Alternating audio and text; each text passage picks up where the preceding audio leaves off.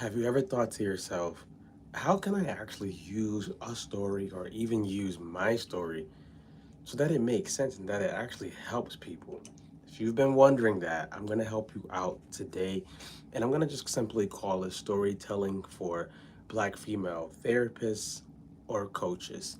Now, I like to start off by saying we have to look at storytelling not as what we just saw when we were younger, which was like just fables and the Three Little Pigs and Little Red Riding Hood. Those stories are cool, but I believe strongly that stories can change people's lives.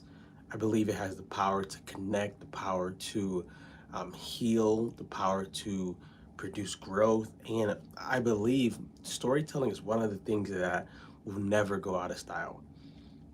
With AI on the rise, we see that it can do a lot of things, and you shouldn't be scared of AI. You should be using it to your advantage. However, we see that it is doing so much that people are fearful, and you don't need to be one. So I'm going to help you today with some simple ways to tell your story.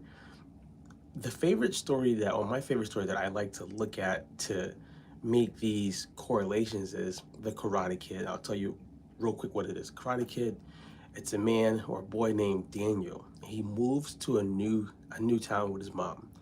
Moves to a new town with his mom. He goes to a new school. All of a sudden, automatically, you know that going to a new town, going to a new school is already probably nerve wracking, right? It doesn't matter who you are, just embracing that amount of new stuff. His mom has a new job.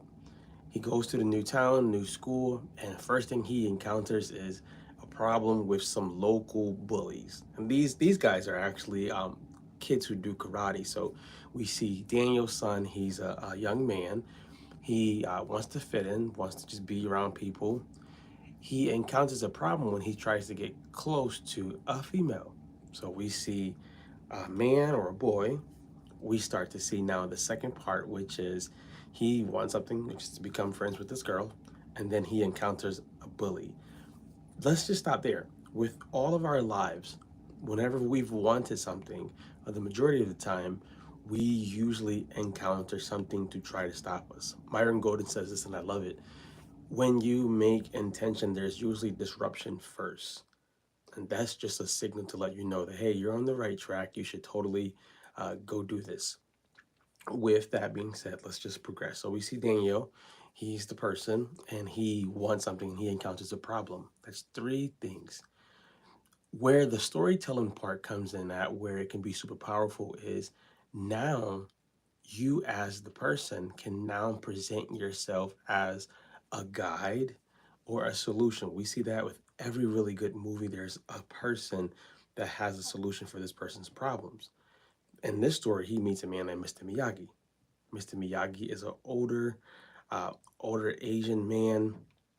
Doesn't look like a threat at all, but he has the knowledge and he has the skill. But he doesn't look it. He just looks like a regular man, and he's actually his landlord, which is strange.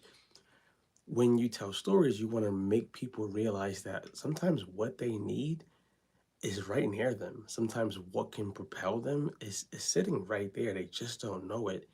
We usually are looking so far, and we're usually looking for this mountain to just move for us to be able to take action and move forward. And sometimes it's just literally sitting right in front of us. Mr. Miyagi's there, and later Mr. Miyagi brings him to where that bully's at, to his school. Mr. Miyagi's like, actually, his mom, Daniel's mom, brings him to the school. Like, hey, you want to learn how to fight to protect yourself? I'll bring you to a karate school. And when Daniel gets there, he sees the bullies and their teacher. So now he's nervous. He's in a new place. He can't get the girl. He's in a new school. He's being bullied. And now he sees the bully again. He sees Mr. Miyagi, and we just fast forward the story up. Mr. Miyagi starts to help him out with the solution. And I want to stay here for storytelling for you guys. Use your story for a couple things. This is the first thing I'm going to say. Use your story to help people heal. No, you don't have to do therapy on or with your content, but use your story to help people heal. Tell people what you faced but always intertwine a question. Does that resonate with you? Has anybody ever felt that way before? Who has dealt with this and want to get past it? You want to make people feel that when they're in your story, that they're also have the permission to come out of that story into their new story. I learned this um, through Jesus. He's a master at communicating and telling stories where he would show people where they're at, where they could be at. They just had to make the decision. So you're not telling your story just to let people know who you are. You're telling your story so that you can tell people, I see where you're at, and I want to actually uh, bring you to where you could be or where you want to be. With that whole Daniel story, he wanted something. People want something. They don't want to just know about how cool you are. They want to know, can you bring me from A to B? With stories about healing, sometimes where we get caught up at is sometimes condemning ourselves and thinking, I should be way farther than this. This shouldn't have happened to me.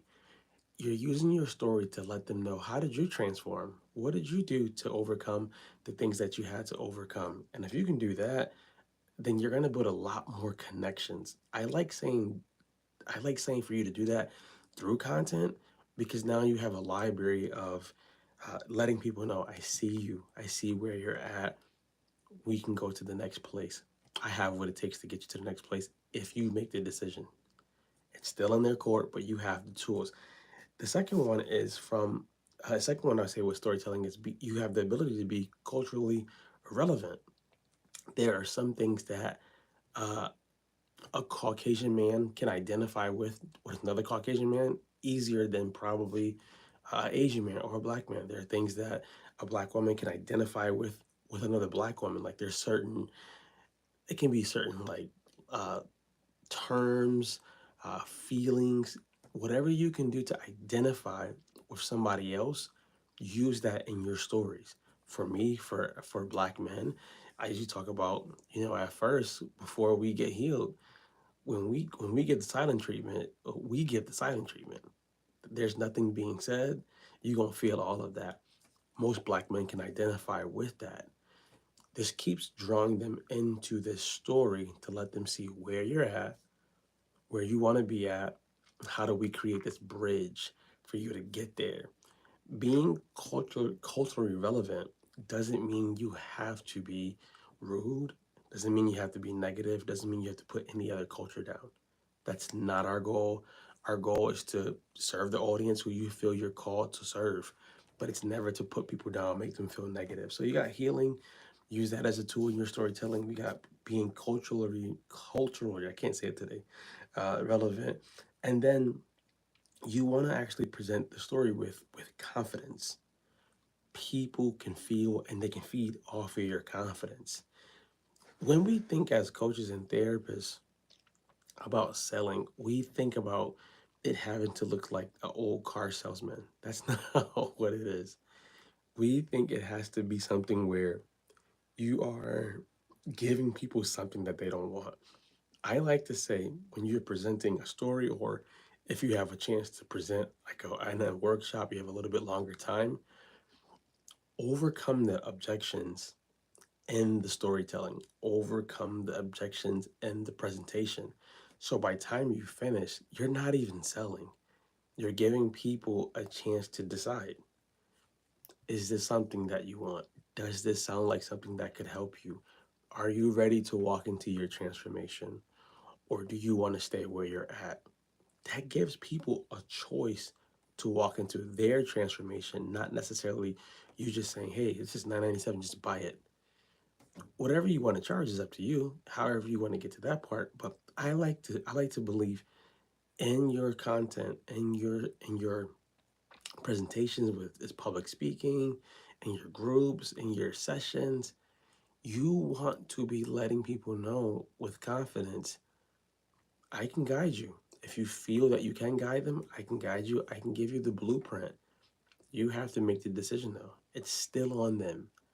And now you're not attaching yourself to the you're not attaching yourself to the sale call or the person. You're not attaching yourself. What you're really doing is you're giving someone a chance to enter into a new story. which is what people want.